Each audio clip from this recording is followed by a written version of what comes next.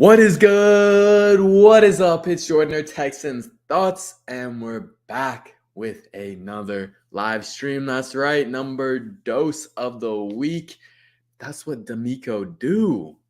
He brings the vibes, he brings the energy, he makes me want to stream 2 times in a week. And luckily today, or not this today, but this week, the job's been a little chill with the season winding down. But what's up, y'all? Shout out to everyone in the chat. Shout out to my boy Jay, Money Matt, Joey, John, Rob, Alejandro, Ethan, Randall, Alpha. Let's go. What's up? Today on the docket, I wanted to talk about DeMeco Ryans' first official press conference as a Houston Texan. Nope, not player, coach, head coach. Yes, sir. Let's go. We'll talk about that, and then we'll get into kind of a mock off season. That's right, not just a mock draft, a full mock off season. That means which players are we re-signing, which players are we extending, trading, free agency, and then, of course, we will finish it with a mock draft. So that's the agenda for today. The first thing I did want to talk about was just the press conference. And man, this hiring was a common McNair. Duh, Rob. Absolutely. I mean, just initial impressions of watching that. Like, how different did that feel than the David Culley press conference, than the Lovie Smith press conference? Just instantly, he's like DeMeco, his command of the room, his speech, his tone, you could tell like this dude means business. He knows what he's talking about. He was meant to be here, unlike David Culley and Lovie Smith. He was made for this moment. He's a leader of men. And he didn't just kind of like talk in circles and say a whole bunch of nothing. Like he showed that, you can be a head coach and you can also give these press conferences and say something of value. He talked about why he wanted to take the job. It was his dream job. He wanted to come back here. He told the Texans that after their first interview over Zoom, at the end of it, he told them, this is a dream job. Let's make it happen. So he's a really passionate dude. Obviously, he loves the city of Houston. He wanted to be back here for a reason. He said, Denver Broncos, who? Russell Wilson, who? I'd rather coach Davis Mills. No. But yeah, DeMeco Ryans, man, I love the press conference. I loved everything that I heard from him. You love to see all of the current and former Texans players being there. I mean, Andre Johnson, Brian Cushing, Whitney Merciless were there. Current guys like Titus Howard, Kenyon Green, Derek Stingley, Desmond King. I think I saw Tremont Smith too as well. Very, very good. What's the word? Good to see. I'm trying to show y'all some of my tweets that I tweeted out, some quotes from the presser. This one was interesting, man.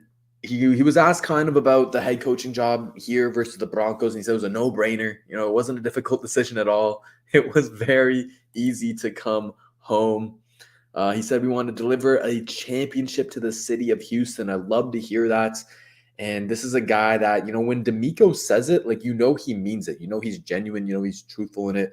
And that should be the ultimate goal. I'm a fan that is always of the thought that I want my team to be competing for a championship. Sure, division titles are cool and all. Sure, playoff berths are cool and all. But the ultimate title is a Super Bowl. And I think DeMeco Ryans is a Super Bowl potential coach, if that makes sense. I can see us winning a Super Bowl under his leadership. That's what I'm trying to say. Maybe not one, maybe not two, maybe not even three. But we'll see. We'll see. That was the quote I was talking about earlier. And then he was asked, what he envisions the Texans' offense as. He said, we want to play with precision, effort, physicality. Sure, basic keyword, whatever. He wants to establish the run game first, but be balanced, operate with play action pass, be efficient, be explosive, and also adaptable to the players we have. So everything, green flag after green flag after green flag. That's what the press conference really was. You listen to that description of the offense, and to me, it screams a Shanahan style of offense. And it makes sense because that's what he was always in with Houston under Gary Kubiak and in San Fran under Kyle Shanahan. That's what he knows. That's what he's seen success with. And those are his connections to, in terms of a coaching staff. We interviewed 49ers passing game coordinator Bobby Slowick for the OC position the other day, and it appears that he is the favorite. So that would be a good hire, I think, in my opinion. It's a guy that has a lot of potential. He's a little bit of an unknown, but he's wanted around the NFL. I think that was mainly it. He talked about how he's going to put Derek Stingley in a position to succeed. He talked about how he loves Petry's ability to blitz, and I really think he's going to use Jalen Petry similar to how the Niners used Talanoa Hufanga, their young safety who ended up being an All-Pro. So he's going to unlock our two studs in the secondary in Jalen Petry and Derek Stingley. And he also mentioned Christian Harris. We know what DeMeco Ryans can do with linebackers. So you'll love to see it. And my boy, with the greatest YouTube channel name of all time, Watch the Film. The only way that could get better is if you added the film don't lie. Stream is fire. Great things coming for our organization. Keep up the grind and can't wait to see who we get in the offseason/draft. I really appreciate the support, my guy. Thank you very much. I can't wait either. Finally, what this hire has done is injected optimism and belief and hope into this Texans fan base that, man, we're doing things right. We're on the come up, and this is the first step, to really accelerating this rebuild. And we'll create a little mock offseason to see what Nick Caserio and DeMeco Ryans could potentially do, because they've got the tools, they've got the ammunition to accelerate this rebuild. We got the 2nd overall pick, the 12th overall pick, 5 picks in the top 75 in the draft, $40 million in cap space. You got potential even trade candidates for more picks like Brandon Cooks, right? And you got some young building blocks in Derek Stingley Jr., Jalen Petry, Christian Harris, Damian Pierce, Nico Collins, John Mechie, and hopefully we will add to that list soon. But yeah, overall, very positive press conference. I thought it was very unified from Cal and from Nick and DeMeco together. You compare it to the Lovie Smith press conference, the David Culley press conference, and I personally didn't see the same level of optimism from Cal and Nick as you did here today. Those other times, it seemed like they were just kind of saying very basic things about Lovie and about Culley, why they would be good coaches and whatnot. But when they were talking about DeMeco, it seemed a lot more personal, a lot more real, because I think he's the guy, man. He's worthy of legit praise. And it was interesting to me to see Nick. If you guys watched the press conference, let me know if you had the same sort of takeaway as I did. But I kind of felt like Nick was almost like DeMeco's cheerleader in that press conference. He was hyping him up after every answer. He was like, wow, how can I follow that answer? Wow, what an answer. Can you tell why we love him? He was literally full cheerleader mode. Nick cheerleader Caserio out there. It was interesting to see for 2 reasons. Number one, just that, obviously you'd want your GM to have a lot of belief and optimism in your head coach. And it seems like they're on a good path to have a good, little duo going on there. And then number 2 was also that, we heard earlier, right after Lovie Smith got fired, that, hey, this new head coach, he could kick Nick Caserio out of here. And Nick Caserio was like, if the new coach don't want me, I'll happily step down, or I'll happily get fired, I guess. They'll mutually part ways. And so with that in mind, the question that's been ringing in my head is, does DeMeco want Nick? Does he? I think the answer is yes, because if he didn't, he would have been gone by now before the official, press conference. So I think the answer is yes. But to me, Nick's cheerleader act it almost felt like he was sucking up to DeMeco. And he's like, hey bud, I see you, but don't fire me also. That's kind of how, I don't know, just a random thought that popped up in my mind. Who knows if that's right or not. But hey, Texans TV, thank you so much for the $5. He says, you're my new favorite person to watch. Wish I could make content as great as you. And yeah, I agree. Nick was his cheerleader. Thank you, man. That means a lot. Honestly, Texans TV, I really appreciate it, because I love creating content for you guys.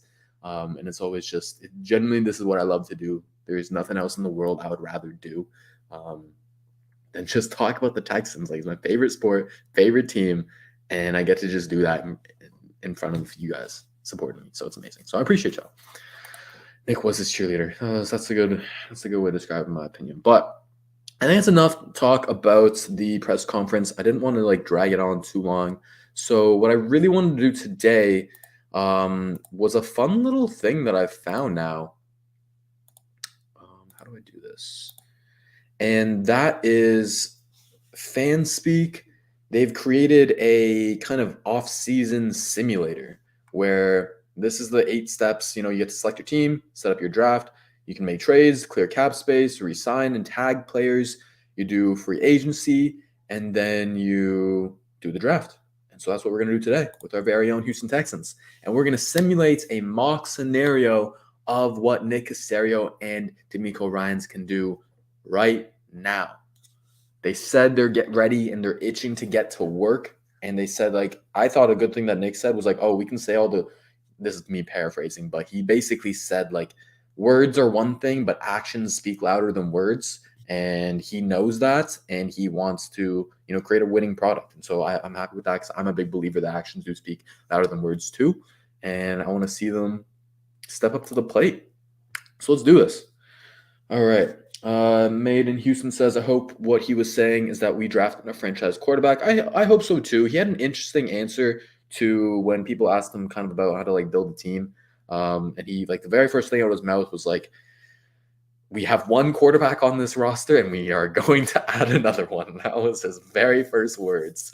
And he was kind of asked about quarterbacks, but then after that, he kind of said that, although we are going to add a quarterback, the quarterback is only one piece of the puzzle. You need to have a good O-line, defense, running back, wide receiver, yada, yada, yada, and build around the quarterback, which both things are true. The quarterback is the most important position on the team, but you also have to support him. Whether you were a Davis Mills Mafia member or you don't like the dude or you don't really have an opinion on the dude, I think we can all agree on one thing, that the Texans, of course, can do and should do a better job of supporting him with more weapons, with a better interior offensive line, right? So let's not make the same mistake that we made with Davis Mills in not supporting him properly with our new quarterback, all right? That's my quarterback Davis Mills rant for a second. Vari says, I was going to watch a new episode of Criminal Minds with Jordan Streamore. That's my boy right there. That's my boy. I appreciate you. Can I put comments up from here? I can. Oh, clutch. Like you said, when we were going to play to our players' strengths, absolutely. And I believe it so much when DeMeco says it versus anyone else, because I'm sure Lovey has said it. I'm sure you can find a quote of Lovey saying that. But I believe it from DeMeco because he was a player. So he knows how important it is for a coach to play players to their strengths. He knows firsthand. So I believe it when he says it. Team should not trade with Bears for one pick. I 100% agree with you, TK. I just want us to stay in the top 4 because I think this draft class, that's where the top tier prospects are. In no order: Will Anderson Jr., Jalen Carter, Bryce Young, and CJ Stroud. Just get one of those 4 guys and you're fine. And so if you're at 2, you're still going to get one of those 4 guys. So I don't think we need to pay the price to trade up to 1 because I think it might be a little hefty, even though it is only 1 pick. Perez says he needs Nick and DeMeco desperately needs DeMeco because if he's not getting what he wants, the McNairs will side with DeMeco because he's Texan family in a 6-year contract. So Nick better do right. Yes, sir. Yes, sir. I think it'd be very interesting to see how much, I don't want to use the word control, but how much say Nico has over the roster personnel. I think he will have a pretty good say in it because even he mentioned in San Fran in his first year as DC, he was in the draft room on draft day and he had influence on these picks. And so if he was doing that as a DC, he's going to damn sure want to have that sort of influence as a head coach and a lot more than that as well. How are we feeling today, Jordan? We feel on top of the world, the Fonts. We're talking 2 streams in 1 week. Check out the other one if you guys haven't already, is when he got named as the official head coach. It's up on the channel. Absolutely. He's so real, man. Nothing today seemed fake or rehearsed or plain odd like the past 2. I don't know if y'all remember the David Culley press conference, but that dude had the most random stories ever. He would be asked question A and answer with answer Z. He would just run around in circles with these metaphors that made absolutely no sense. And you could just tell from day one, like, I'm sorry, but this dude's a joke. This dude is not going to make it as a successful head coach in the NFL. And now, where is he at? He's not even coaching in the NFL. He got paid, so good for him. He can go off to Thailand with Cliff Kingsbury and go have all the fun that he wants. But he was not it, man. He was not it. We need a casserole review. See, this is an interesting discussion because I don't think Nick drove this head coach hire. I think if Nick got what he wanted, Jonathan Gannon would be our head coach. But I think the McNairs stepped in, they led the search, and they ultimately pulled the trigger on Miko. And I'm not saying that Nick didn't want Miko, but I don't think he was his first choice. I think ultimately he's very happy with Miko, but I do think he wanted Gannon a lot. Most important thing about football is the football. David Culley, 2021, baby. Oh, man. He was straight up weird. Bari, I appreciate you letting me know about Eric Gray. I have to check out a 2022 film, as I told you. But as we continue into the offseason, and especially get closer to the draft, what I want to do for these live streams is honestly just watch film with y'all. Watch these guys.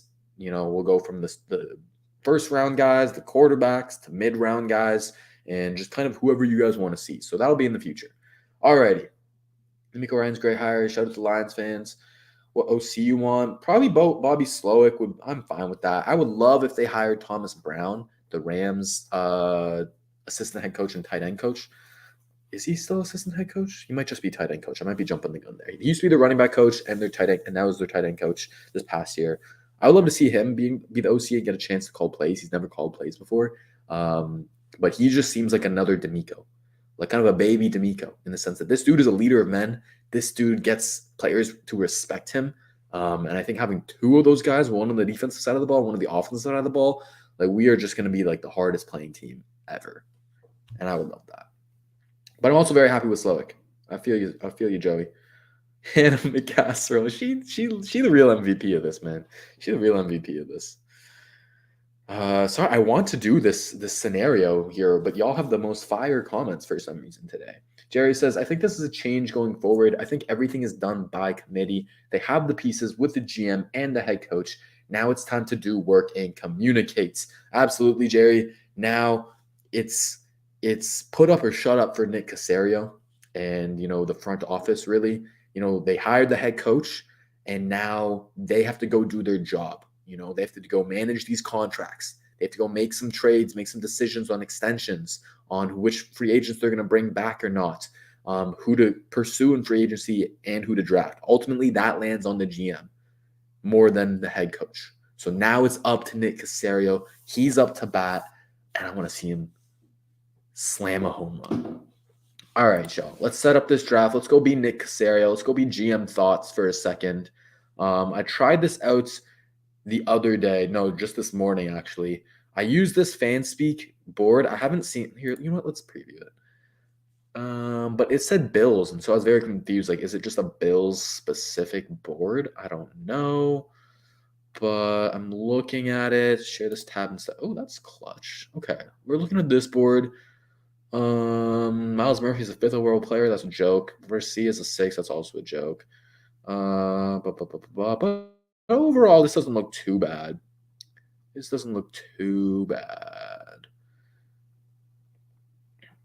Yeah. Let's see the other board, and we'll preview this, and we can vote on these boards. I don't even know if I showed y'all that one for long enough. This board has Bijan as number 1. Okay, we might have to go back to the other board. I mean, no disrespect to Bijan, but he's not the best player in the class. Boop, boop, boop, boop, boop. But other than that, this also looks pretty good. So either way, I'm good with it. Mazai Smith at 31, though? I don't know about that one.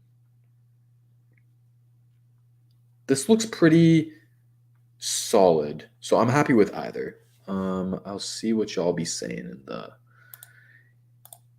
in the chats. Am I on the right tab now? I am. We'll definitely do that. We'll definitely do classic, I guess. Fast, the same as yours.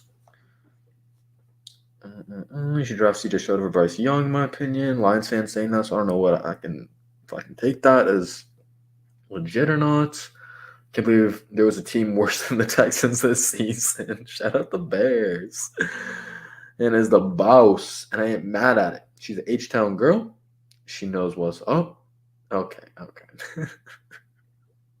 Fawn says, have you watched film on this guy, Isaiah McGuire, hearing good things? My boy Damian Parson of the Draft Network really, really likes him. Shout out to DP. He's a great follow on Twitter if you want some draft content. He really likes him, but I have not watched him yet. So I do not know about Isaiah McGuire, and apparently he's been pretty quiet at the Senior Bowl. So, all right. I do got that real Petrie jersey hanging up. Thank goodness. Shout out to the Texans for sending me that. Shout out to my boy Tyler Collins for sending me the Pheno jersey, the coldest jersey in the book. I want a DeMeco jersey so bad, y'all, but you already know they're going to be going for so much on the resale market. They should honestly bring his jersey back. If the Texans have been doing a really good job on like the social media side of things and like kind of adhering to the fans a little bit. The one more step that they can do, and maybe we have to push for this on social media, y'all, but the one more step that they can do is make DeMeco's jersey, his 59 jersey, available again, bro. Could you imagine? Oh, would love it. All right. So this is Fan Speaks mock off-season tool, I guess. What I want to do, so the first thing is proposed trades, right? And the first thing I'm going to do is potentially go get T Higgins.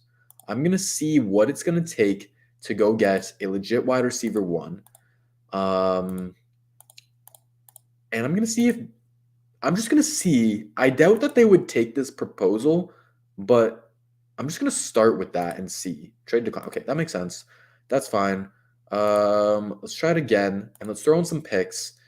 Like what? Brandon Cooks in like a fourth? Like would that get it done? Like what if I do like a future third? A future third and Brandon Cooks. So that's like a 2024 third and Brandon Cooks for T Higgins. Is that too much? I don't really think so. Let's see. Trade declined. So clearly they don't think so either. I don't want to give up a second. So maybe is a fourth this year more valuable than a third? Yeah.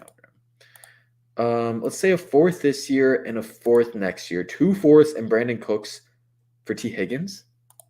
Trade declined. I don't know how, like, I've never used this trade tool before, so I don't know how, like, realistic it is and whatnot. Maybe we have to give up a third. A third this year, trade declined. Oh, my God. GM thoughts ain't having it, man. Do I really have to give up a second and Cooks to get T Higgins? Do you want another player? Who do y'all want? You want Charlie Heck? That's it. That's the one. Wait, did I give up the second or did I give up the third? What did I do? Did I give up the second or did I give up the third? If it was a third and Charlie Heck and Brandon Cooks, that's money. But if it was the second, I'm kind of butthurt about that.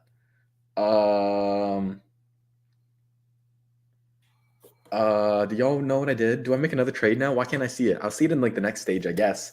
But was it the third or the second? Hey, Lakers won, Vari. Let's go. It beat the Pacers, man. That's a good win.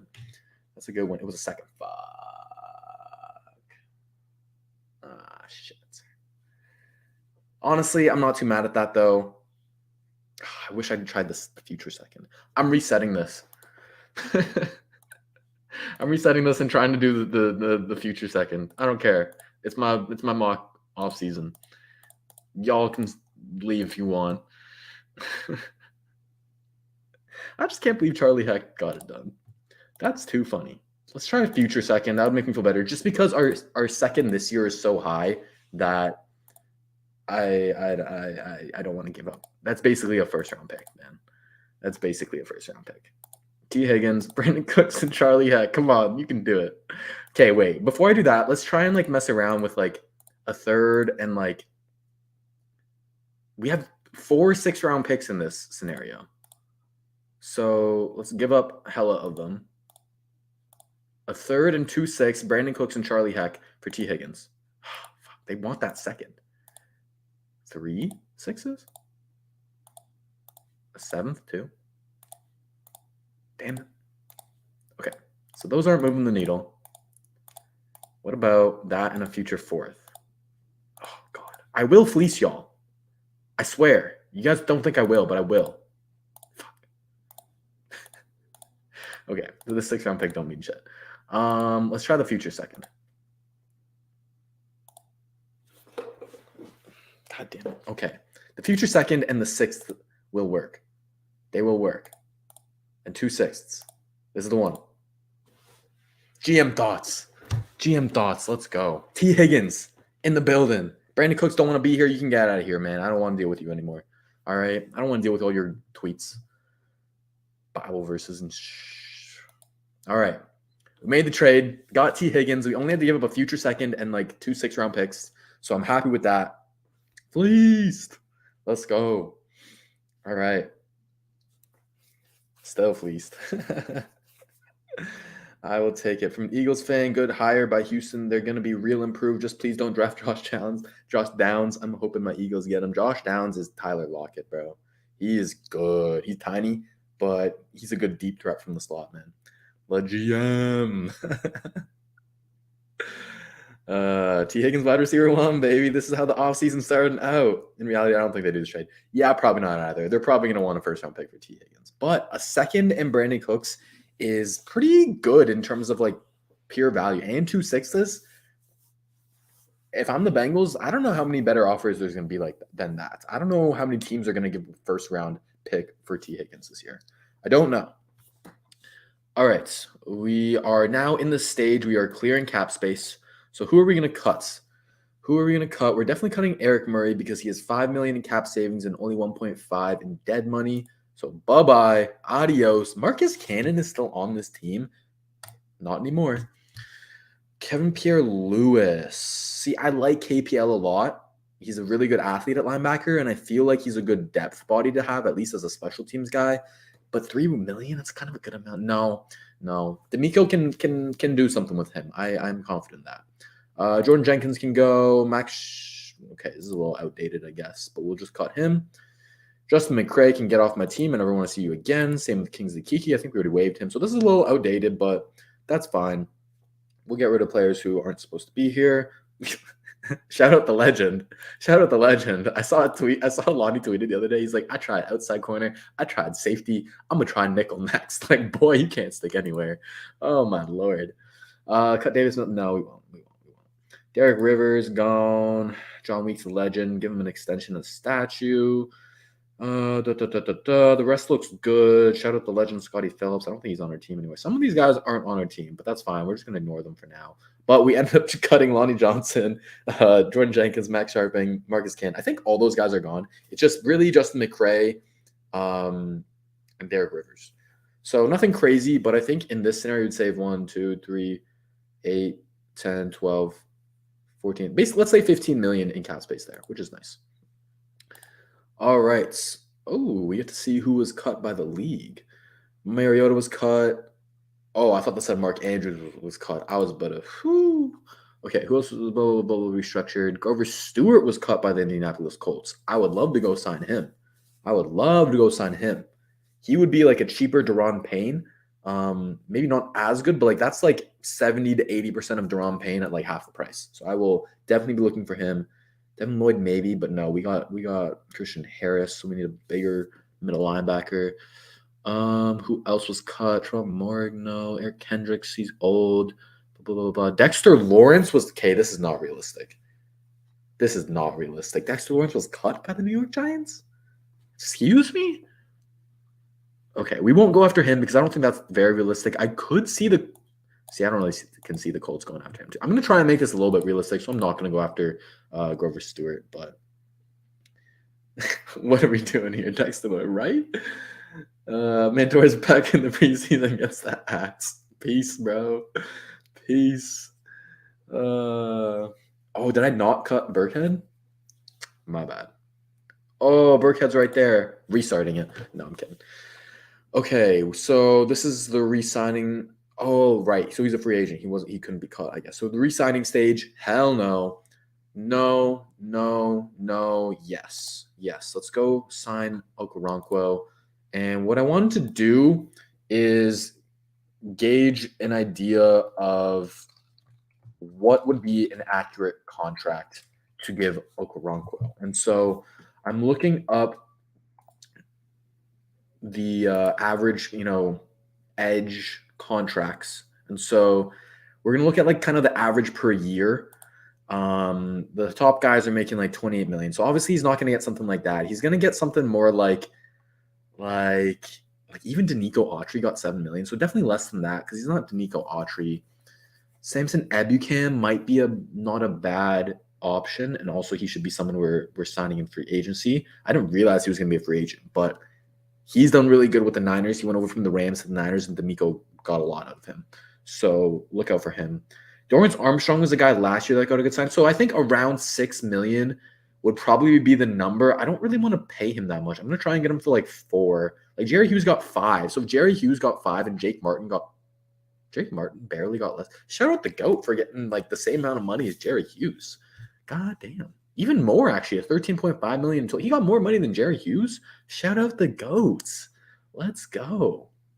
But yeah, okay. So based off of that, I'm going to kind of give a range. Let's try for like 3.5 million first. And then if he doesn't take that for like a 2-year deal, oh gosh, see, this is where I don't really know. What are typical like guarantees for something like that though? For like a mid-round guy, or not mid-round guy, like mid-tier, low-tier guy. I feel like it's like, I don't know, whatever. We're just going to go with like 40%. We'll offer, okay. Sorry, hope I didn't offend you. Please renege with me. Okay, let's do 4 million. 2 years. Maybe you need like 45%. Okay, cool. I'm not mad at that at all. 4 million, that's honestly pretty cheap for Okoronkwo, who proved to be a very solid rotational guy for us. I think in an ideal world, he's like your edge 3, not necessarily a starter, but someone that you can rotate in. So I like that. I liked Rasheem Green, but I don't think he I don't know. I don't think he did well enough to warrant coming back. Kim Goodra-Hill, he can get the fuck out of here. Kevin Pierre-Louis, we'll try on like a $3 million deal as well. That's not even close to 3 million. Like on a 1-year deal, maybe like 40%. Let's see. Okay, that's fine. We'll depth that linebacker.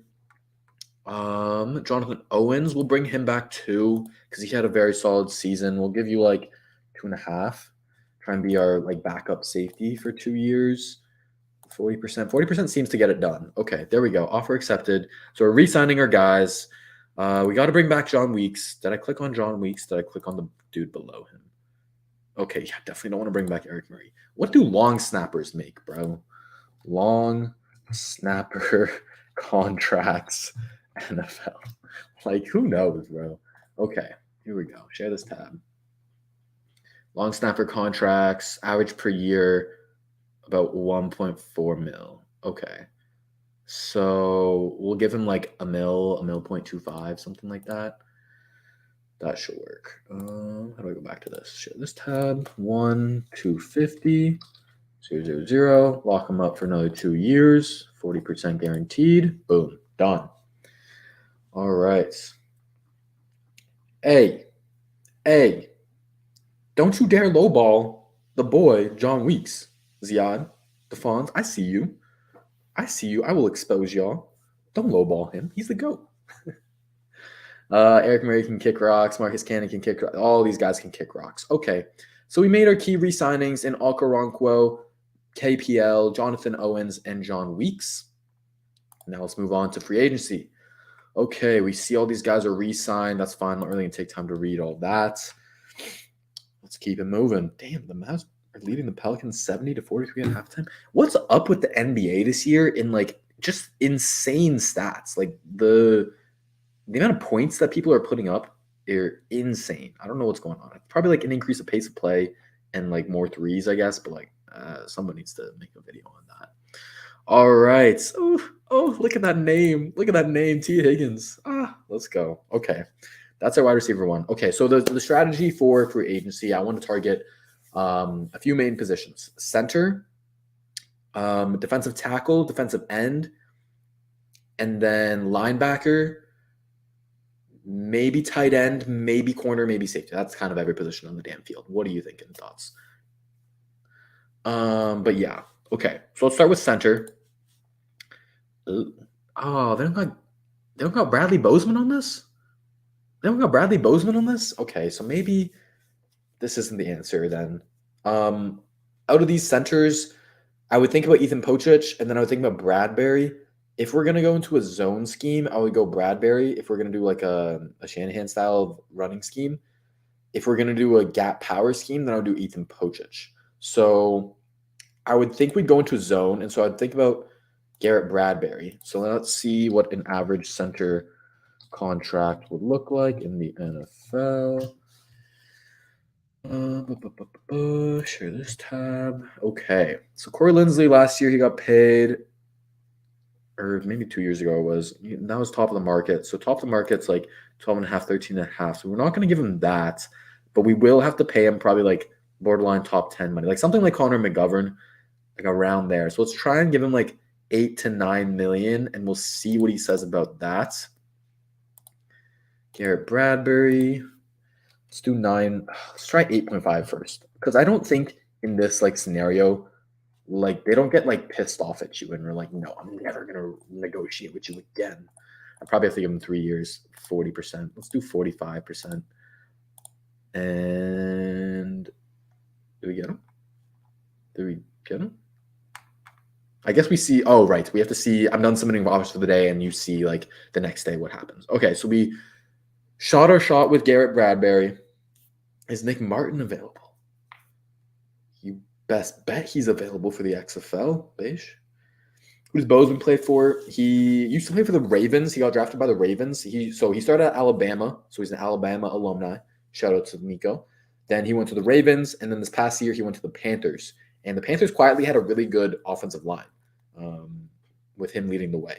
So I think he's like basically my number one target in free agency. Why don't you draft quarterback and cornerback with 2 first-round picks? Yeah, that's an option. I definitely think we have to take quarterback with one of those. Corner I wouldn't be mad at. That's kind of where the value is, around 12. But we'll see. It's just a bit available. Nah. Some regional bowling team has to pick him up, so he's busy. Okay, D-line is the other way I want to go. I would love to go and spend on Daron Payne. I will try, but I don't think realistically he's going to come here. Maybe, but I don't know. I'm not like super optimistic that we're going to land like a big fish. I hate to be Mr. Buzzkill, but you know what? I also wasn't super optimistic we'd land DeMeco Ryans, and it worked out in our favor. So maybe this is the move. Defensive tackle contracts, average per year. 31 million, 21 million. So he'd probably be looking for something like 20 million. So let me go in at like 19 and a half and see what he says about that. 19.5 million for 4 years. It's going to have to be a 4-year deal. It's going to have to be like 50% guaranteed. We'll see what Daron Payne says about that. And then if not, Dalvin Tomlinson is our backup. After that, it kind of gets kind of ugly. I can't lie. And then it'll be like low tier guys like Derek Nottie or something. But yeah, Grover Stewart's. Why are these 2 guys here? We're not going to go after those guys. That's too unrealistic. I also want to look at edge, and I think so. Samson Ebukim, where did he go? Why isn't he here? Am I blind? Are they listing him as a linebacker? They are not. Did I see that wrong? Did he not get cut? Is he not here no more? Am I blind? No, not seeing him. All right. Well, anyways, another person I want to go after is Arden Key. And so Arden Key played this past year with the Jaguars, but he was with the Niners before. I believe it was DeMeco's first year as a defensive coordinator there. So they have some rapport. He's a good rotational rusher. He can rush on the edge and inside. So he has that versatility. And I know DeMeco will like that. So I'll probably aim to give him kind of like a Jerry Hughes contract as well. Jake Martin type of contract, something like around Okoronkwo as well. Like if Okoronkwo got 4, let's give 5 to Key just because he is coming off of a good year. I can show y'all his stats if y'all want. Arden Key stats. I have to like reach around my mic to like type, and so if you see me typing like an absolute weirdo, that's the reason why. But Arden Key, 6'5", 240 pounds. He's not a starter. Again, he started 10 games as a rookie year, and he never really started again. He started 3 with Jacksonville. Yes, he did spend 2021 with San Fran. Had 6.5 sacks there, so DeMeco got a career year out of him there. And then he also had like a pretty decent year with 4.5 sacks for someone who's a rotational guy. Like that's what you'll take. You'll take it. So if you can go back to San Fran, or not back to San Fran, go back to DeMeco and then do another 6.5 sacks, like let's do it, man. Let's do it. So we're gonna go back here. We're gonna give him like a 3-year deal because he's still relatively young. I believe he's 26. So 3-year deal I'm fine with, like 45%. There we go. Why isn't the stream 1080p? That's a good question.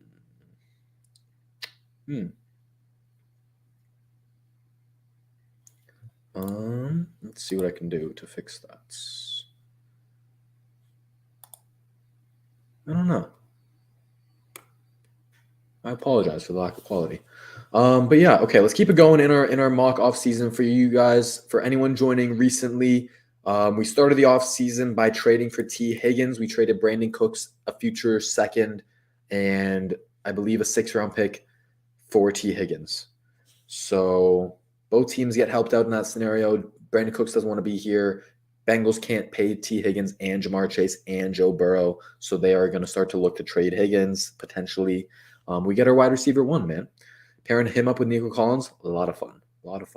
We re-signed Okoronkwo, Kevin Pierre-Lewis, Jonathan Owens, and John Weeks. These guys are just depth guys, so that's absolutely fine. Okay, so we put in an offer for Arden Key. We put in an offer for Daron Payne. We put in an offer for Garrett Bradbury. The other guy I want to go after is Azeez Al-Shaair. Let's look at some linebacker contracts now and see what to give him. So he has been with the Niners all his career. I talked about him a little bit in the last stream and why he's a really good depth piece who has shown as a starter he can be pretty damn good as well. Okay, are there like a distinction of inside and outside linebackers? There we go. Update that. Okay, so let's see what to give Shaair. So obviously he's only going to get top money. Wait, was Tremaine Edmonds even on this list? Because, I mean, I will try and sign him. Okay, let's try and sign Tremaine Edmonds first. Because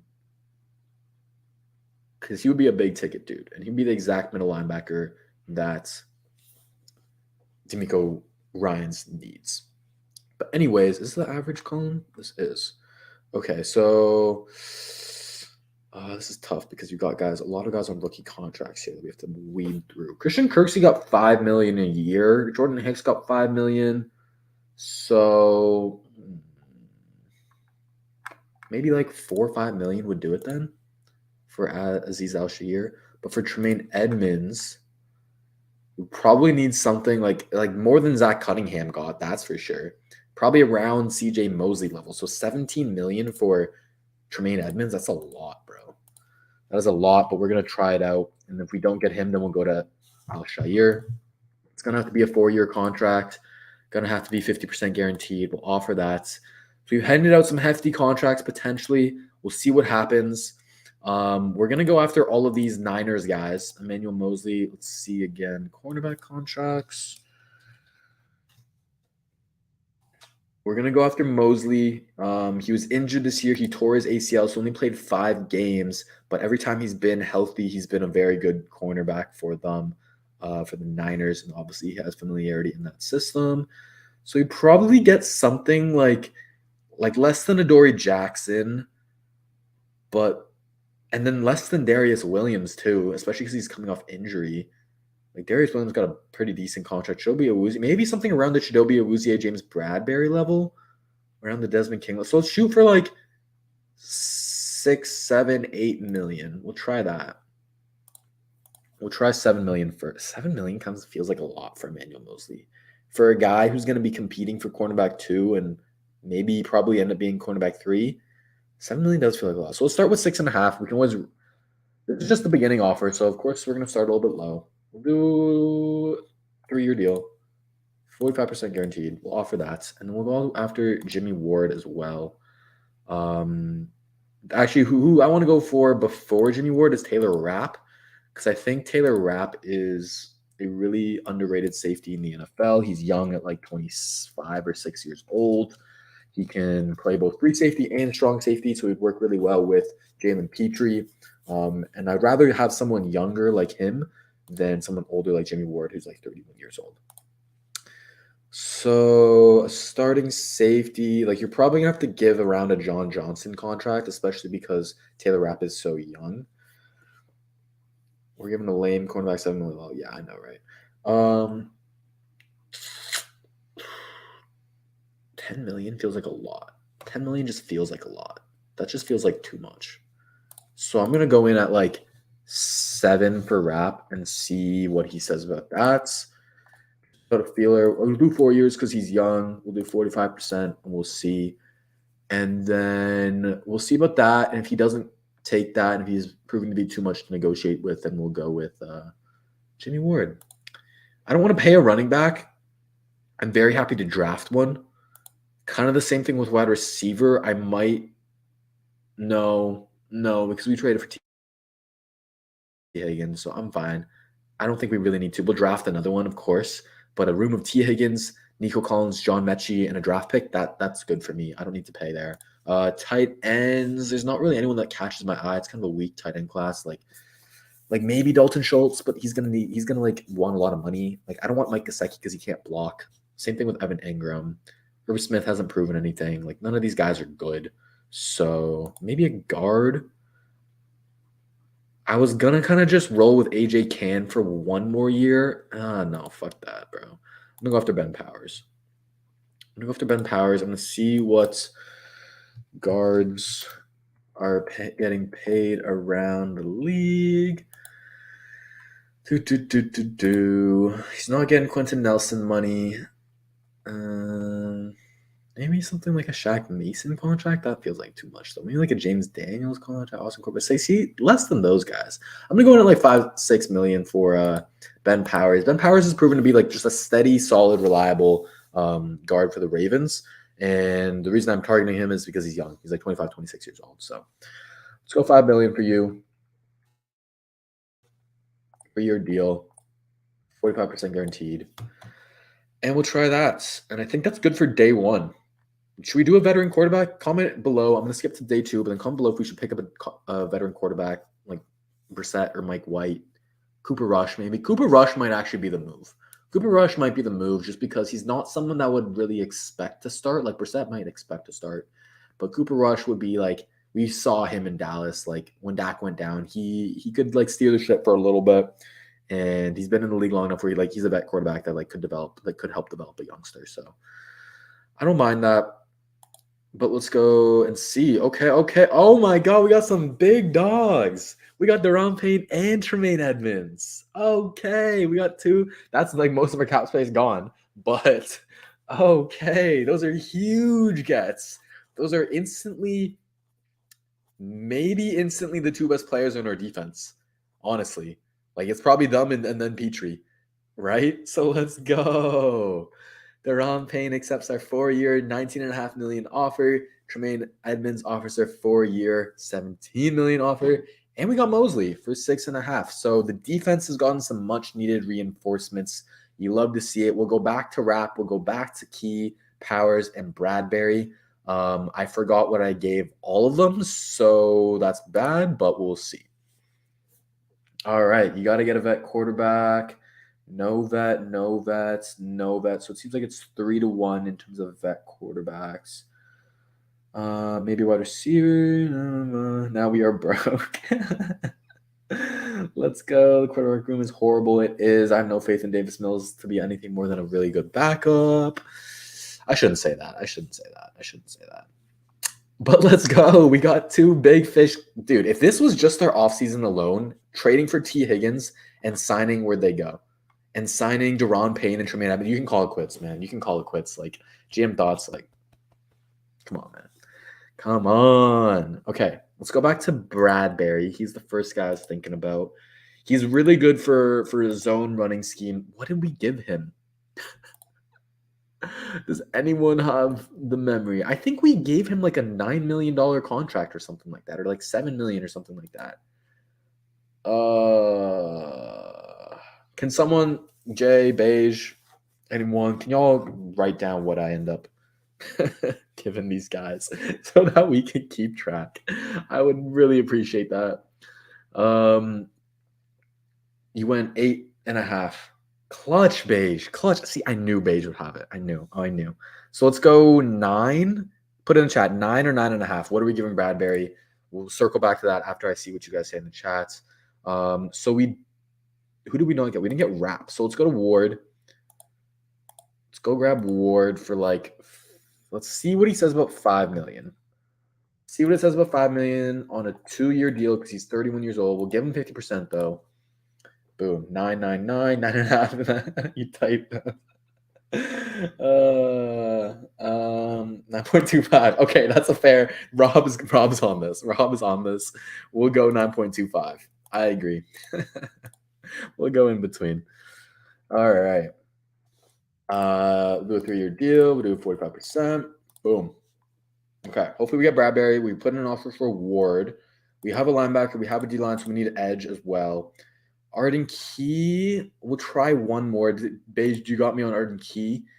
And then other than that, I would love to add, we have to go back to Powers. Powers, I remember we said 5, no? I don't remember. Do we sign a starting edge, y'all? Do we sign like Yannick Ngakoue? I don't think we have the money for it, realistically, actually. Realistically, we do not have 92 million in cap space. Realistically, we went into it with 39, I believe, or 37. We gave up 17 and 19 for those big dogs. So that's already 38 million right there.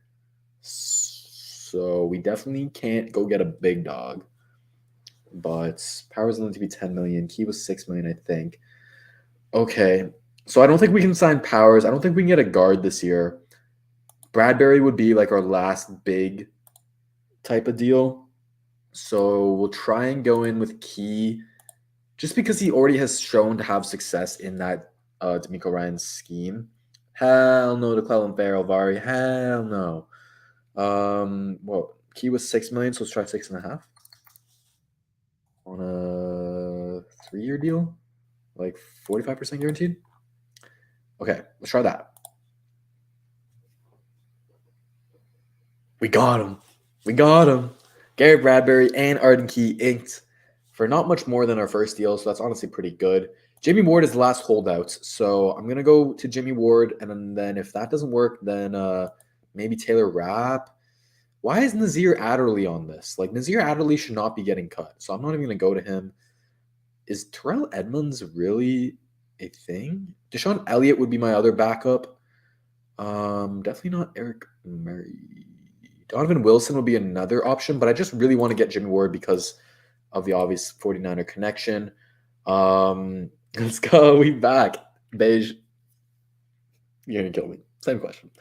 What was it? Was it like 5 million? I think it was like 5 million, right?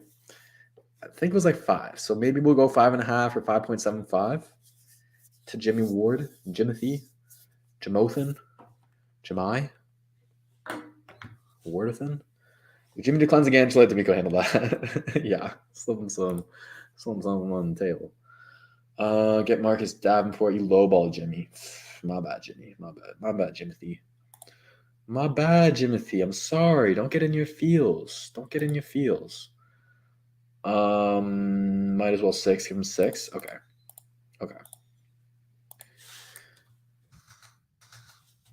2-year deal. See, he probably doesn't like the 2-year deal. We'll go 50% on it. That's not like 60 million, right? Oh, goodness gracious. Yeah, we're fine. Okay, he would definitely not turn down a $60 million deal. Okay. So we'll try that with damn Jimmy Ward. You selfish ass. Gosh. Let me sign you. All right, Jimmy Ward don't want to get signed. I don't really want to spend more than $6 million on a 31-year-old safety. We already got Mosley, so that's kind of like our 49er guy in the secondary. So I'll take that. What I kind of want to do, honestly, even though we got Tremaine Edmonds, I'm going to go after Aziz Al-Shahir as well. I'm just going to see if we can give him like kind of a low contract just because you can never – no one says this. I was about to say you can never have enough linebackers. No one says that. But if you think about it, the Niners had Fred Warner and Dre Greenlaw, and then they still had Al-Shahir. So we got Tremaine Edmonds, we got Christian Harris. So let's also have Al-Shahir. So we'll go offer him that, and we'll go back to the safety markets. And I'm going to think about Deshaun Elliott or Donovan Wilson. I'm going to go Donovan Wilson. If you guys don't know who Donovan Wilson is, he's a safety for the Cowboys this past season.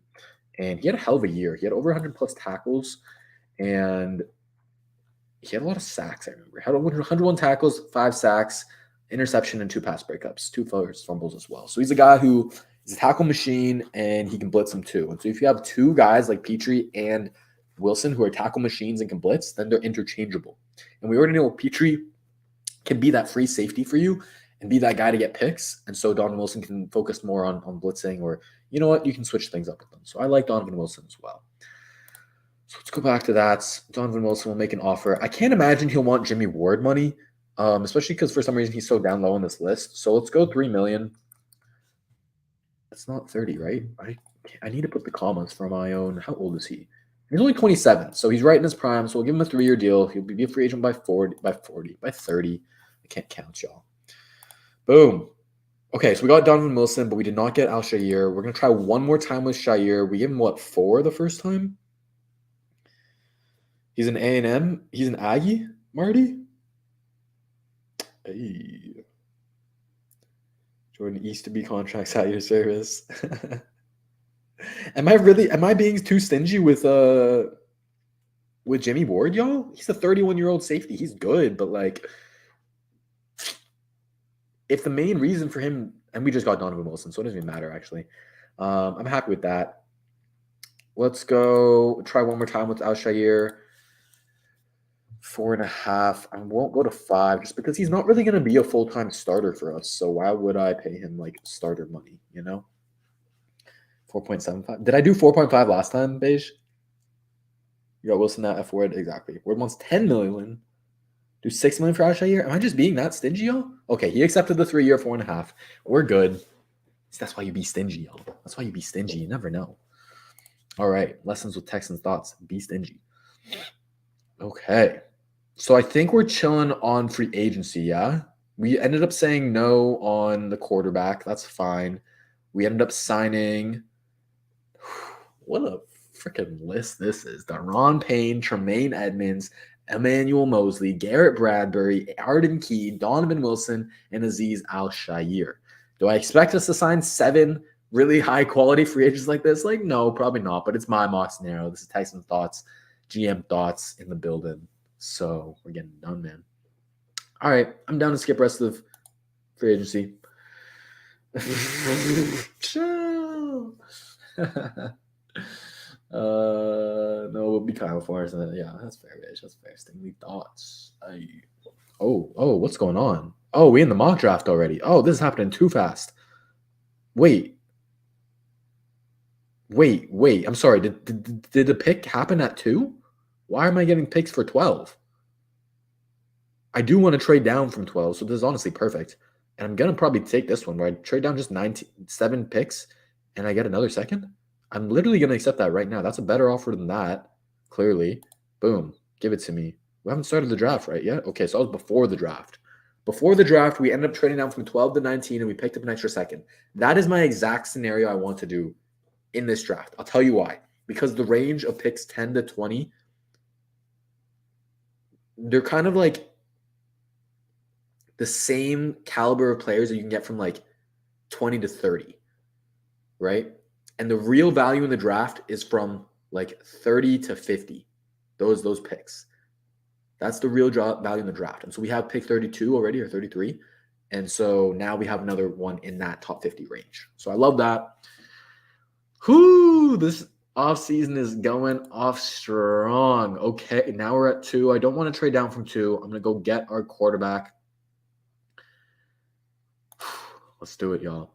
Let's do it. We're on the clock. Who went number 1? Will Anderson goes number 1 to the Chicago Bears. In this scenario, they do not trade the number 1 overall pick, and they go ahead and take Will Anderson. So put it in the chat right now who you want. Bryce Young, CJ Stroud, Will Levis, Anthony Richardson, Jalen Carter. You want Keely Ringo. You want whoever. Put it in the chat. Let me know. Let me know. And we will go off of y'all. Because as much as I said this is GM Thoughts, it is also, because it's GM Thoughts, it is essentially y'all's offseason too. Okay, let's count these up. Oh, y'all going crazy. You love it. Bryce. 2 for Bryce. 3 for, oh, that's the same person. That's still Jay. 3 for Bryce. 1 for Stroud. 2, I lost count. 4 for Bryce. 5 for Bryce. Okay, it's Bryce. It's Bryce. Ooh, we got some Carters in there. Even going strong for Stroud, gang. Carmatos, I see you for Stroud. Oh, y'all blowing it up. Let's go. Okay, it's just Eden now. Oh, man, nah, it's Bryce. Yeah. But it was kind of close between Stroud and Bryce. I will say. There are some more CJ fans coming in. It's close. We got 1 Richardson. We got 1 AR-15. Young's going to be another Tua. He'll be lucky if he doesn't die of concussions. As long as we protect him, I think we'll be fine. Everyone regret that Bryce Young pick? Ooh, either one. That's kind of how I'm feeling, Smoke Gas. That's a hilarious channel name. CJ Young. That's the real MVP right there. We got another Stroud. Stroud's low-key making the comeback, y'all. Stroud's low-key making it was like 70-30 Bryce, and now it's like 60-40, 55-45. Okay, we got another Bryce from Reggie. Stroud fans are coming out, Eden.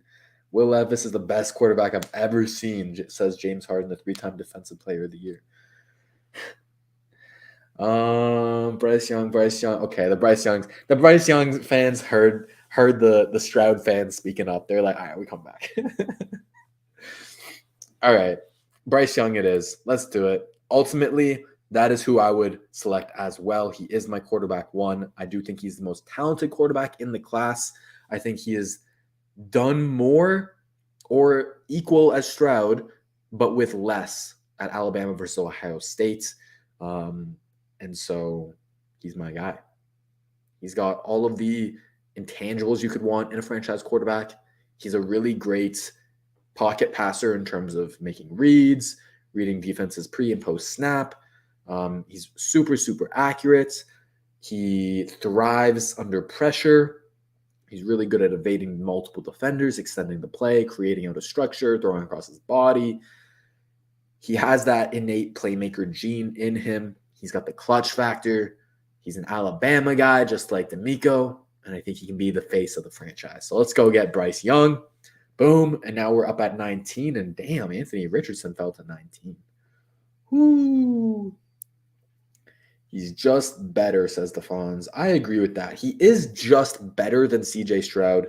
The only reason why I would go Stroud over Bryce Young is, of course, the size and, of course, the durability issues that come with that. Don't get me wrong. Even though I just talked up Bryce Young, it does not mean I'm like ignoring those concerns whatsoever.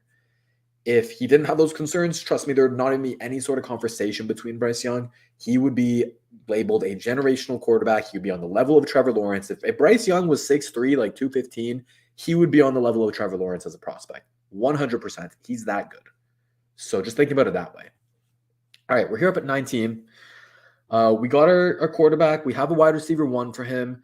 We ended up signing Bradbury, so we have a center. So I think where I'd want to go here is a defender for DeMeco. Ideally an edge rusher. So I'm looking at BJ Ojulari. I'm looking at Lucas Van Ness. I'm looking at Nolan Smith, Felix Enudike-Uzoma. Those guys all kind of feel a little bit early for me for 19.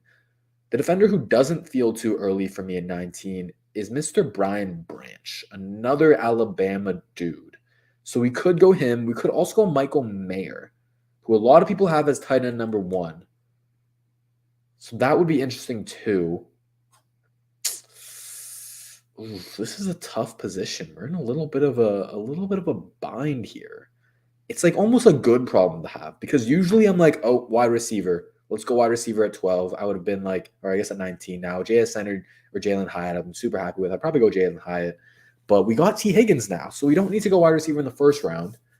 We also got Deron Payne. So we don't need to worry about DT. We also got middle linebacker and Tremaine Edmonds, so we don't need to worry about linebacker. We also got a center. So it's really D-end, corner, which could be Brian Branch, could be your nickel guy, or it could be like just best player available at the end of the day. Like Osiris Torrance has a conversation here because we didn't add a guard in free agency. That was the one thing we didn't do. And we could go and say adios to AJ Cann and just take Osiris Torrance. The number one concern with Bryce Young is will he stay healthy? Will he be durable? Well, the way you do that, the way that the Saints protected Drew Brees, they always invested in the O-line. So do we go back-to-back years with guards? Osiris Torrance is the best guard in the class. I don't know, man. I think it's between him, it's between Lucas Van Ness, it's between Brian Branch, and it's between BJ Ojulari for me. That's what it's going to come down to for me. We could also go outside corner, but like I haven't watched Cam Smith, so I don't really have a good gauge on him, to be honest. But yeah, I think that's what it would come down to for me. I'm gonna see if there's anyone else for some reason that's randomly low down their board, and I just don't remember them for some reason. No, that looks good. Okay, put in the chat. Starting now, do you want Brian Branch? Do you want BJ Ojulari? Do you want Osiris Torrance, or do you want Lucas Van Ness? We got 4 options here. Let me know. Let me know. Okay. I'm seeing some Branches. I'm seeing some Torrances. It seems like to be the one so far. I will say between these like positions, between corner and Branch is really like a nickel corner. So, but don't look at that as like a bad thing. It's a good thing because we need a nickel corner. Between corner, edge, guard, and guard, because the other one is edge as well. Edge is the deepest there. Guard is probably the weakest in terms of depth. Corner's kind of good as well, but not a guy like Branch. So I would agree with y'all in saying it's between Branch and Torrance. Or I could trade down again. You're absolutely right, Nathan. Branch is a rookie. Jimmy Ward almost. Yeah, that's a good comp. Because Jimmy Ward can play nickel and safety. Ooh, I'm seeing some Mayers too. Mayer is kind of coming out. Ooh, this is hard to count, y'all. I wish StreamYard had like a counting feature or like a poll feature. That would be fun. That would make it so much easier. Can I do like a straw poll and just put it into the chat? Would that work? Maybe that would work the way. I'm kind of leaning Torrance. I'm kind of leaning the trenches, y'all. Trade down and pick up Torrance. Do I risk it though? Do I risk it? Ooh. No. I'm just going to go Torrance. Branch, yes. Put a poll. I don't even know how to use straw polls. I've just heard about them. Strawpoll.com. But if I start it now, then we can use it for all the other picks in this as well. So let's try this. Type your question here. Draft. Multiple choice. All right, we're just going to make this like really easy. Torrance, Branch. I'm typing with one hand, so when that's not Branch, like, don't worry. Lucas Van Ness. Y'all, no one said Van Ness, so let's go Mayer. And we lost one. Ojulari. Ain't no Ojulari fans in this building. That's all good. Okay. Create poll. Share. Where's the copy link?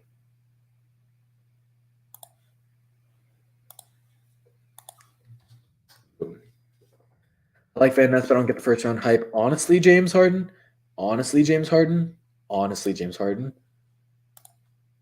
I watched one game of Van Ness, and I didn't get the hype either. But it was only one game. It's a small sample size. So, and pretty much every draft expert I see on Twitter is like, I love this dude. I want to suck.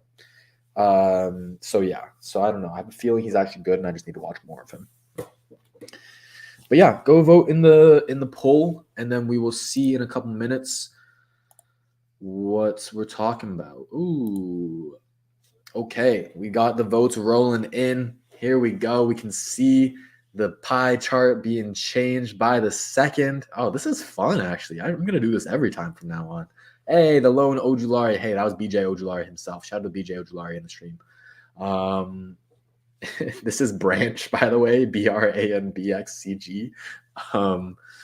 But Torrance and Mayer, it's close. It's a one vote. Now Torrance is taking over. Oh, man. 11-9. We're going to close it in 1 minute. So once my clock hits 10:14, for y'all it's 9:13 or 9. Yeah, for me it's 10:13. Once it hits 14, then we're going to stop it. And whatever's at there is going to be the winner. But it looks like Torrance is going to walk away with it. Mayer, unless he makes a last minute comeback. Again, the poll is in the chat if you would like to vote. Just don't go with Mayer, please. Okay, I think it's going to be Torrance. Taking the jersey behind you, my friend. Thank you, Joseph. Thank you. Texan sent me this one, this Petrie one, and then my boy Tyler Collins sent me the Arian Foster one. Basically my two favorite players in Texans history. All right, 14 it is. Torrance wins. Let's go back and draft him. Boom, I love it. We're keeping Bryce Young upright. We say we're kicking AJ Cann off a bridge.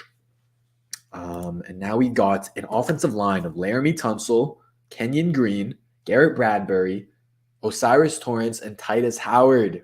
I love it. I love it. Okay, let's go. Let's start this round. We have pick 2. I kind of don't want to trade down. I only see the available players. Y'all, do we just take Jalen Hyatt? Do we just take Jalen Hyatt and say, fuck it? There's so many good wide receivers. Jalen Hyatt, Josh Downs, Zay Flowers, Kayshon Boutte. Oh my goodness. I kind of want to stay here. And no, we don't need Siaki Ika though. We paid Deron Payne. I kind of want to stay here and take Felix Anudike Ozoma. I really do want to add an edge for DeMeco Ryans, but it wouldn't be the worst option if we traded down and got Will McDonald. It would not be the worst option. He's killing the Senior Bowl right now. The only thing that's the difference between those two is Will McDonald's like 24 years old, and I'm going to call him FAU because that's too long of a name. I'm sorry. FAU is like 22. He's young. He's like a junior. So he has more upside in my opinion. So I kind of don't want to risk it, but let's see what the offers were. Oh, we can get an extra. Okay, I think this is kind of worth it. We'll risk it going 6 picks to get an extra second. Like I don't know about it for a third, but an extra second? Yeah. He's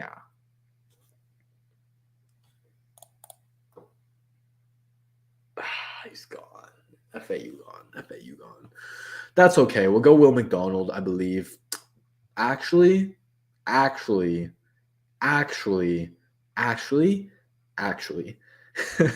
gonna do the poll because I have some options. And I need to make a new poll. How do I do this? Create a poll. Multiple choice. Yes, sure. It's going to be between, who did I just say? Will McDonald. I'll show y'all all these guys' stats and give you a little bit of a rundown between them all. Darnell Washington. I know y'all saw Darnell in the chat. I know y'all. Yeah, exactly. Darnell, Kincaid, Darnell, or Flowers. You went 2 for 3. Joey. You went 2 for 3 because the other guy was Kincaid. Oh, Kincaid apparently. And then Hyatt. We'll throw Hyatt there. How do I start this again? Create poll. Copy the link. Throw it in the chat. Boom. Tonio and Petrie. We did get Donovan Wilson, though, so I'm kind of okay with that, Rob. We can go safety later, though. We did bring back Jonathan Owens as well, so we have 3 safeties now. Send that, Fleece. Y'all love the trade. Love to see it.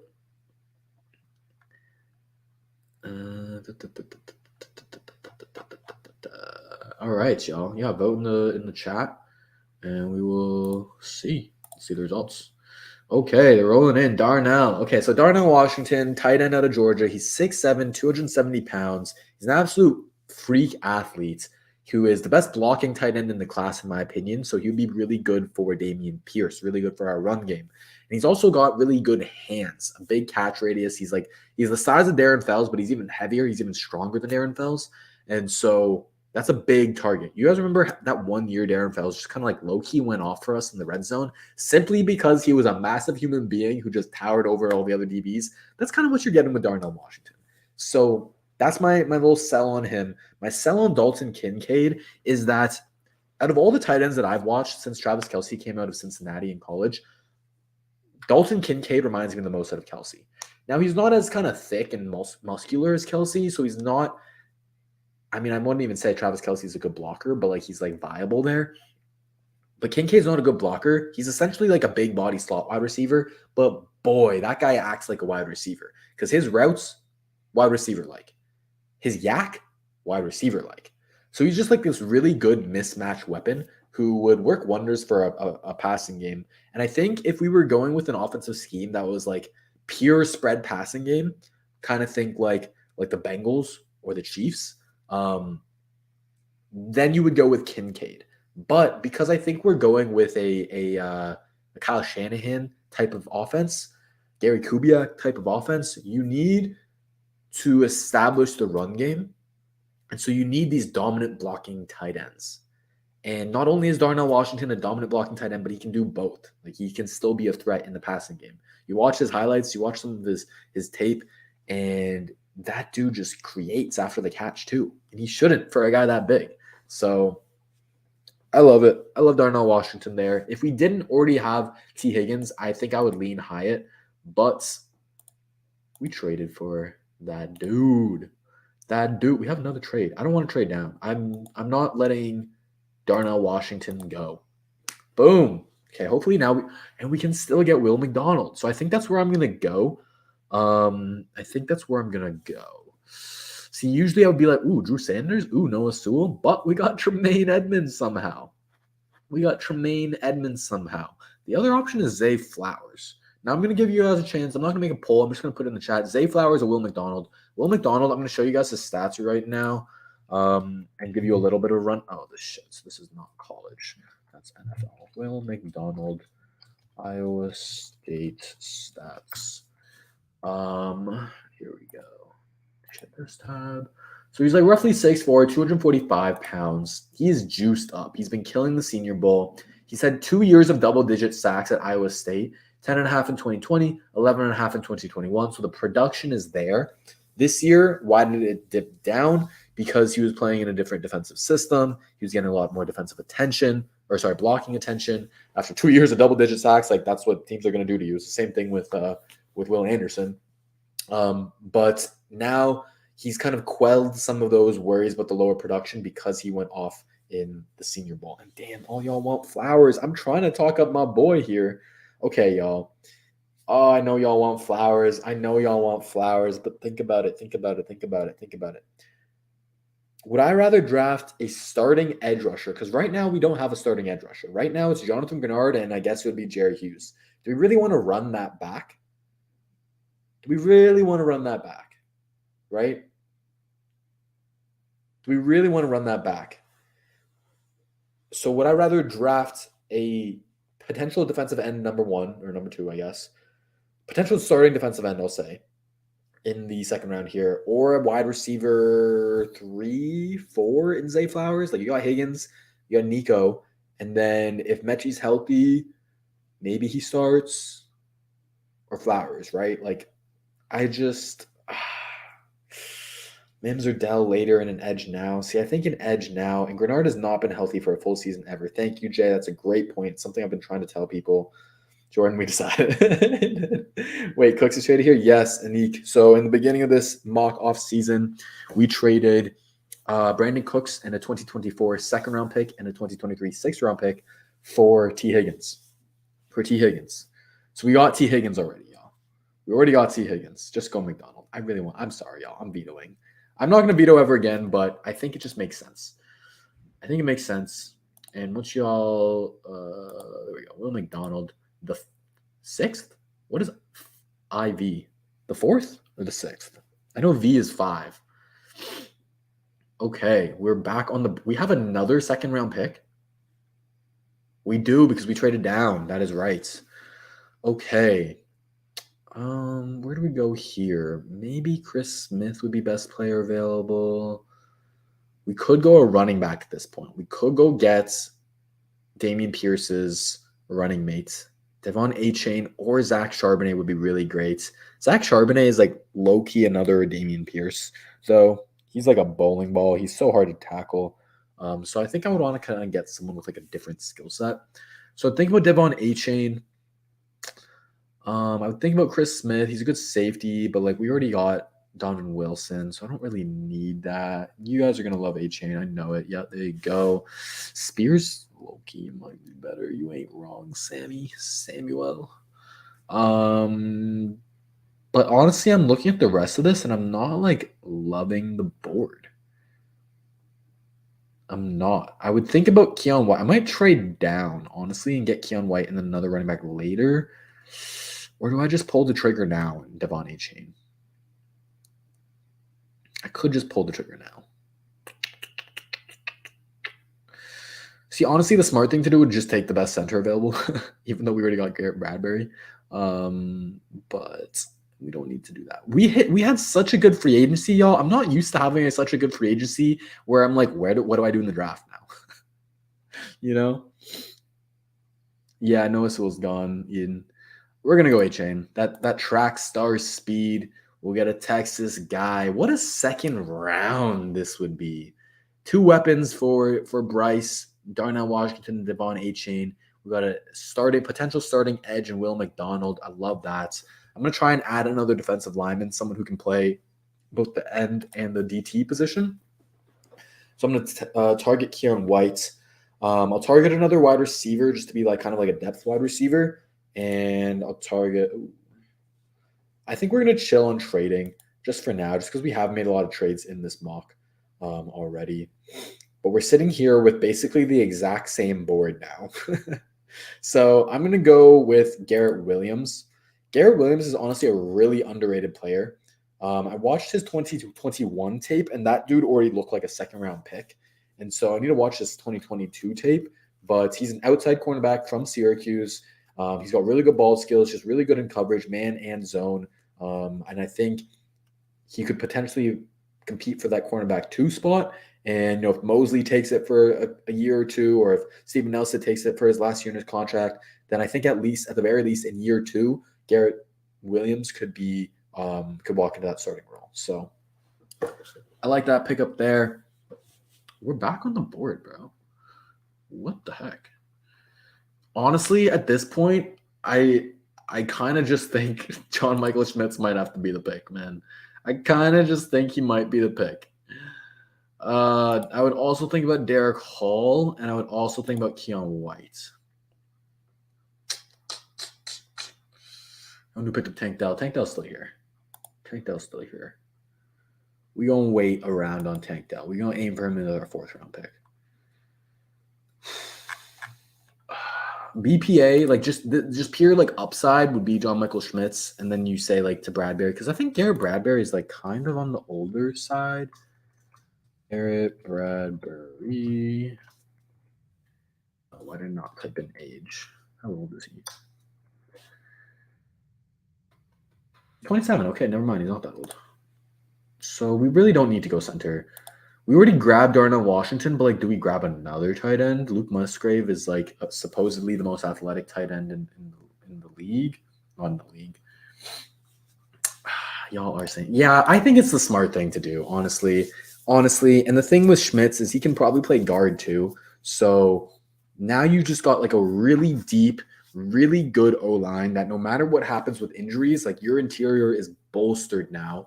And I'm not saying I'm ready to give up on Kenyon Green. I'm not saying that at all, especially because I expected him to have a slow rookie season. But if he doesn't work out, you got Osiris Torrance and John Michael Schmitz now. So, boom. That's just too good value to pass up, man. That was just too good a value. That's just a steal. Wild college basketball, triple overtime game winner.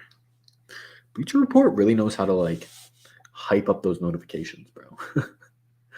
They really do. Okay, I love Kenny McIntosh. We grabbed a running back already, though. I'm probably going to go Tank Dell right now. TBH. Where did Keon White go? Did Keon White just get drafted? Bruh. He did. No. It's okay. I'm going to see really quickly what other D-line we're at. Keanu Benson? We can get him later? Okay, we'll get Keanu Benson later then. Any other guys that I like that can play both? There's really not. Like, I don't mind KJ Henry, but he's kind of like Obo Okoronkwo, so I don't really think we need him. No, there's not really anyone there. Tank Dell's the move, man. Tank Dell's the move. No question. Bring the Houston boy home. Tank Dell's been the star of the Senior Bowl. If you've been keeping up with that, ain't nobody has been able to cover him. Is he the perfect prospect? No, because he's 5'8", 165 pounds, soaking wet. That is genuinely what he weighed in at the Senior Bowl. Maybe it was like 170 or something like that. But he tiny. But hey, he's got wheels. He's a great route runner, and he's great after the catch, and he's a great returner. So I love it. Damn, all these running backs are good. A lot of running backs. Kendrick Miller, too. Israel Abanikanda. The 5th round is the range for these running backs. Jonathan Mingo.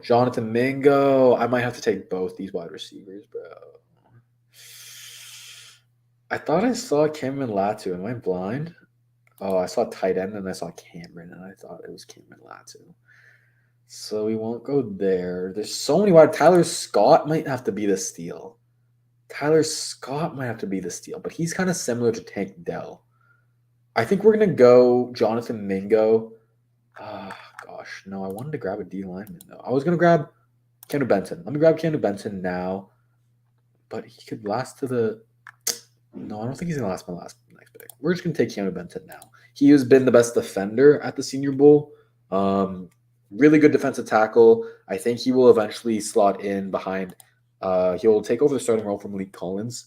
Low-key maybe this year, but probably the next year. Ooh, Darius Rush has been another star at the Senior... Oh, he just went. God damn it. But yeah, Darius Rush out of South Carolina has been one of the best players at the Senior Bowl as well. Okay, as we get into these later rounds, honestly, I don't even know all these dudes because I have not been doing a lot of research as much as I usually do because the life has been taking me away from it. But that's okay because I love my job. I kind of want to go Curtis McClendon, but we also have addressed the O-line a lot. I'm gonna see if Cameron Latu is still there. I don't think he is though. No, he's been taken. Okay, that's fine. Let's just go BPA. Should we add more linebackers? Can't fall this far. Steele, right? Dante Stills is a freak. Great call on that. I do love Dante Stills. I liked him last year. I thought he could be drafted last year. So another D lineman. You know what? Fuck it, because he would be BPA, and DeMeco loves to rotate his D line. So now we've got a really improved D line of Deron Payne. These DTs now with Dante Stills and Keanu Benson. That's good, actually. That's not even too much of that's perfect, honestly. Because now you got, in terms of your 2 DT positions, you got your nose tackle and you got your 3 tech. Your nose tackle is going to be your big body of trash to take on the double teams. Your 3 tech's going to be more of your athletic guy that you expect to penetrate, get in the backfield, and also rush the passer, right? So in your nose tackles, you got Deron Payne, and now you got Dante Stills.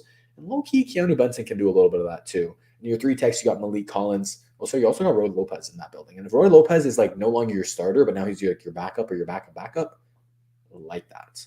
But also your 3 techs, and you got Malik Collins and Keanu Benson can do a little bit of that too. So I like that DT depth there. A lot better. It'll help our you know what? I'm doing one more. I kind of want to do one more just because he'd be the best player available, but I think it'd be overkill. But Carl Brooks has been another one of the best players for the Senior Bowl. Should I just keep doing it, man? Should I just keep doing it? I think we should go like corner or safety or something, but I don't like the value here, man. I don't. If that dude that I was just mentioning, Carl Brooks, if he could play the outside too, I would definitely, it would be a no-brainer. But he can't. He's kind of just a DT. So I don't think I will. Are there any edges that can play inside? No. I need to check out this dude Tavius Robinson because apparently he's a really athletic edge and he's Canadian. So simply because of that, I want to check him out. There's no linebackers here. Deion Henley would be the dude. I'll get him a little bit later. Actually, wait. We only have 2 more picks left. He can maybe be my 7th round pick though. Who's here now? Who's here now that we'd have to take? Anaya Smith went back to school. It's another corner. We were gonna look at corner.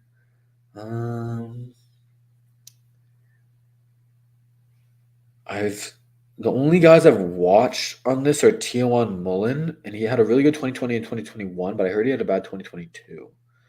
So I don't know. There's no corners that I like here. There's no safeties that I like. The linebacker that I like is Deion Henley, but it looks like we could get him in the 7th. So I honestly might just go ahead and take Carl Brooks just as a pure BPA. Or Curtis McClendon. He's also done really well. Yeah, I'm going to go Curtis McClendon. Because he's a guy who has guard tackle versatility. And who knows what's going to happen with Titus Howard. So obviously I would like to keep him. Obviously I'd like to extend him. But you never know, man. You never know. All right, Deion Henley time. Boom. And even if we do keep Titus, then McClendon can be good guard depth. 49ers fan here, B. He/she says, I'm just here to tell you that you guys have a hell of a coach. Treat him right, but give him a couple years to build. Good luck to you guys. Thank you, B. Appreciate you. We're super excited about DeMeco. I think a good thing to note from the outside world, because a lot of the outside perspective is like, oh, the Texans like have hired these 2 one-and-done black coaches now. Like, what are they doing? Like, they better give DeMeco time, patience. They better give DeMeco time and patience. David Culley and Lovie Smith should have never been hired as head coaches in the beginning. They really never should have. Those were mistakes. They are older coaches who are, you kind of know what you're getting with them. You know that like they aren't going to be your head coach of the future. And they just weren't good at their jobs. They did not get good results. And if you think about it, who the hell's lining up to go sign them? Nobody. Why? Not good at their jobs, right? So there was reason for us to fire those 2 guys after 1 year like we did. And now finally, we've gotten our guy DeMeco, and we could not be happier, man. We could not be happier. Antonio Johnson gone a long time ago, Marty. I'm sorry. He is an intriguing player yet, though. I need to watch him. 6'4", like 215 as a safety. It's kind of crazy. Defon's with the comment of the stream out here. Thank you for the support, my dude. I appreciate you. He says, can we please get the script writers to make this draft happen? What a great joke by Arian Foster, man. What a great joke. Okay, this is the summary of our mock off season here. GM thoughts, put on his GM hat. He re-signed Albonio Okoronkwo, Kevin Pierre-Louis, Jonathan Owens, and John Weeks. So just minimal contracts there to our guys. Honestly, Kevin Pierre-Louis, it wasn't needed, but I got him because I wasn't sure what we were going to do in free agency, and I didn't think we were going to land Tremaine Edmonds. So I thought, well, hey, let's have some good depth. But anyways, we got 2 big dogs in free agency, in Deron Payne and Tremaine Edmonds. Absolutely insane on that. And I realized, I was like, why do these numbers look different? Because I remember giving Deron Payne a $19.5 million contract, but I remember I only gave him like 45% guaranteed or something like that. So the numbers going to be a little bit different. Obviously, that's not 45% of 19, though. So I don't know how they came up with that number. Whatever. But Deron Payne, Tremaine Edmonds, we brought Emmanuel Mosley and Aziz Al-Shair over from the 49ers. We got 2 of their guys to help teach DeMeco Ryans' scheme. We got a new starting center in Garrett Bradbury. The schemes just didn't fit. Who are you talking about? Oh, yeah. Lovey and Collie. Those got that too. Had fun. Thanks, Marty. Appreciate you for watching. Bum, bum, bum, bum, bum. All right, we got a nice little rotational edge with Arden Key. So now, like the way that, you know what, I'll try and like explain this from a depth chart point of view. Let's start with the defense. The defensive line is going to kind of look like your starters: John Grenard on one side, maybe Jerry Hughes or maybe Will McDonald on the other side, and then your backups are Arden Key and Ogbonio Okoronkwo. That is a deep edge rotation. I like that a lot. That goes 5 deep right there. Some quality guys. So you can rotate that. Then in the middle of the D line, you got Deron Payne as one starter and Malik Collins as the other starter. Roy Lopez backs up Deron Payne. And Keanu Benton backs up Malik Collins. And Keanu Benton will absolutely take over as the starter after the next year, I believe. So that looks good. From the linebackers perspective, Tremaine Edmonds starts at middle linebacker. Christian Harris starts at weak side linebacker. Aziz Al-Shair starts at strong side linebacker. KPL and Garrett Wallow are your backups. So again, I love the depth there. From a cornerback perspective, we now have, obviously we have Derek Stingley on one side. We have Steven Nelson on the other side. And Steven Nelson and Emmanuel Mosley will now compete for that starting job. So that's great to have, two guys that's, have been and should be starters, but now they're competing for that job. So great to see. At the worst, Mosley's your cornerback 3. In the nickel, I believe we would go with Tavier Thomas and Desmond King. I don't know why they weren't like free agents in this, but whatever. So we go with those guys again. Actually, I think King's under contract, but I swear Tavier wasn't. So that's interesting. But anyways, then in the safety room, we got Donovan Wilson as a new starter beside Jalen Petrie. So I love that. Going over to the offensive side of the ball, our O-line looks like Laramie Tunsil, Kenyon Green, Garrett Bradbury, Osiris Torrance, who we drafted. Where's our draft? Osiris Torrance, and then Titus Howard. Great starting 5 there. We got the quarterback of the future with Bryce Young, and we've surrounded him with, that would be, I believe, 5 first-round picks. Where was Garrett Bradbury drafted? Garrett Bradbury draft. He was the 18th overall pick, so he was also a first-round pick. So I was correct in saying that we have now surrounded Bryce Young with 5 first-round picks on the offensive line. 5, y'all. This should be building up a dominant O-line, and I'm a big believer that you win football games in the trenches. We also got Darnell Washington, and behind him we would have the dude from Oregon State, Tegan Cotoriano, who honestly kind of flashed a little bit in his rookie season. A decent amount for like a 6th round tight end. So I'm kind of intrigued to see what he can do. Brevin Jordan will probably be given one more year, his final year with us. If he can show some of his athleticism and potential, that would be great. But now he's tight end 3 instead of like going into the year he was like the starter. So love that. Talk about Will McDonald. The wide receiver room, we added, these were our trades to see. First, we traded, I forgot about Charlie Heck. Brandon Cooks, Charlie Heck, a 2nd round pick, and 2 of this year's 6th round picks. Wow, we did not miss those 6th round picks this year at all, honestly. For T Higgins. So that means our wide receiver room looks like T Higgins, Nico Collins, John Mechie, and Nathaniel Tank Dell. What a room that would be. And then our running backs are Damian Pierce, Devon Achane. I would probably want to bring back, what's his face? The guy that wasn't Rex Burkhead. The guy, Dare Ogunbowale. That's his name. That's a nice little running back room, man. That's a nice little running back room. Major upgrades on both sides of the ball. What did we do in the draft? We traded down from 12 to 19. We picked up another 2nd round pick, and we also traded down from 33 to like 30. I guess that would be 40, maybe 39 technically, because one Dolphins forfeited their 1st round pick, so like every pick gets moved down 1. But yeah, we traded that 2nd for 2 seconds. Like no brainer. This is the final roster. Wow, it's looking good. Davis Mills would be our backup quarterback. Yeah, man. That's the off season. What an off season it was. Brevin Jordan to change his number soon. Bryce stealing that 9. Let's go. Let's go. Brevin Jordan was a healthy scratch for a lot of games this year. Yes, sir, Paul. I don't know how the new offensive coordinator will see him. He honestly could be a cut candidate. I think it would be worth it to give him one more year just because he's young. But who knows? That was a lot of fun, y'all. I hope y'all had fun too. Usually I do the mock drafts, but it was fun to put an entire offseason together because now you know it adds more context to the mock draft. Like, you know what I mean? Because we didn't have to go ahead and like sign a DT or draft a DT because we had Deron Payne. We didn't have to go draft like Noah Sewell early because we had Tremaine Edmonds. So that was a lot of fun. Bro, this draft just made us look terrifying. I agree, bro. I agree.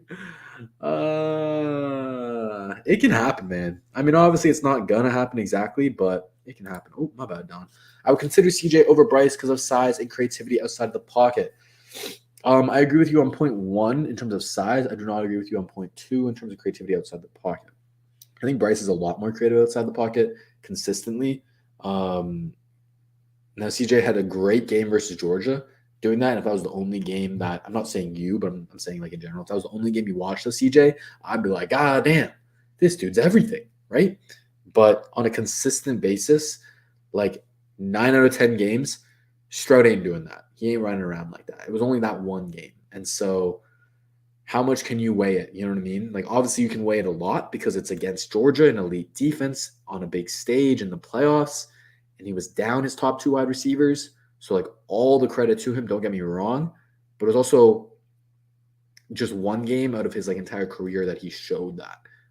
The bigger piece of the pie, he didn't show that creativity outside the pocket. And that's really, like, Bryce Young's, like, bread and butter, man. They both read coverages at a really great level. They're both really great at winning from inside the pocket. But then Bryce is just better at, and more consistent, I should say, at winning outside of the pocket. But you have the point. You have the point with the size. And that's why this is even a discussion. And that's why ultimately I would be completely happy with CJ Stroud as well. Hashtag cut Brevin. Hashtag cut Brevin. Hashtag Jay's ready to give Brevin the window. Move Brevin to receiver. Maybe big slot Brevin. Maybe that's the hashtag. Big slot Brevin. Matt's still a believer. He's only 6'3". That's true, Paul. Are you worried about anyone trading up for Bryce at 1, though? Yeah, I am. But I'm like worried, but I'm not like super worried because the quarterbacks this year are all like, it's kind of like a, I don't know if there's the right word for it, but like it's like an indecisive group in the sense that while Bryce for the most part is the consensus quarterback, no one would be surprised if Stroud or Levis goes 1 at this point. You know what I mean? Like, it's not like he's that much of the consensus. So if this was like the Trevor Lawrence year, yeah, I would be scared. I'd be worried. But because Bryce is small, because he's going to weigh in at like 5'9", 195 at the most, there is no guarantee that he'll go number 1. So I'm not that worried. I'm definitely not worried enough to like sell the farm and go trade up to 1. Nick, there are rumors that Bieniemy needs to go to another team to prove he's head coach worthy. Would he ever think of joining DeMeco as OC? It's a good question, man. It's a good question. I think it does have merit because one of the big knocks on Eric Bieniemy is like, oh, it's Andy Reid's offense. Andy Reid calls the plays, and so maybe he would take a lateral move as an offense coordinator of another team and have that opportunity to call plays and show, hey, I'm more than just Andy Reid, right? I can call the plays myself. I can run a good offense. The idea is there. I totally understand it. But there's really no connection between DeMeco and Bieniemy. It would purely have to be Bieniemy sees this as a great opportunity, and he would be reaching out to DeMeco. You know? And I don't know, because it's also risky.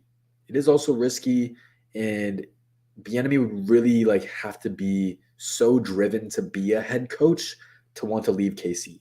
Because right now you think about it, like he's got to have. I don't want to. I shouldn't say he has one of the easiest jobs in the world, but I mean, when you're Andy Reid's offense coordinator and you have Patrick Mahomes, I mean, life is pretty nice as that OC, right? So it's a riskier job to take with the Texans, and if you fall flat on your face, then you might be out the league, or at least have to take a big step down. You know what I mean? So I'm not so sure, man. I'm not so sure. Jeeves. Just watched a Darnell Washington video, and he's kind of nasty, dude. Darnell Washington will probably have to be one of the players that we do a film session on pretty soon. I don't want to like stop the stream, y'all, but it's also 10:45, and I need to finish some work before I go to sleep.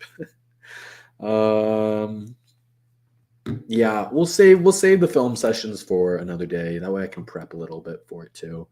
But man, I do really want to watch some film with y'all and just show y'all some Bryce Young greatness, some Will McDonald bracelets greatness, some Darnell Washington greatness. That would be hilarious, Stephons. The rookie team picture is gonna be hilarious.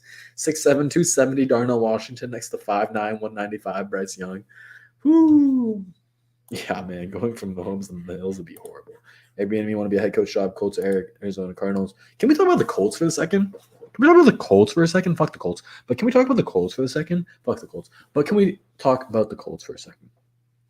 They're doing 3 rounds of interviews of like they started with like 12 candidates, and then after the first round they narrowed it down to 8, and the third round's still gonna have like 4 or 5 of them. Like, what are they doing? What is Jim Irsay doing over there? I would just laugh. I would just die. I would just cheer if Jeff Saturday becomes the Colts head coach, or I guess remains the Colts head coach. That would be everything after interviewing 12 guys, doing 3 rounds, and most of their interviews apparently have been 12 to 18 hours. What is Jim Irsay doing? Like, what? Oh, my Lord. Fuck the Colts.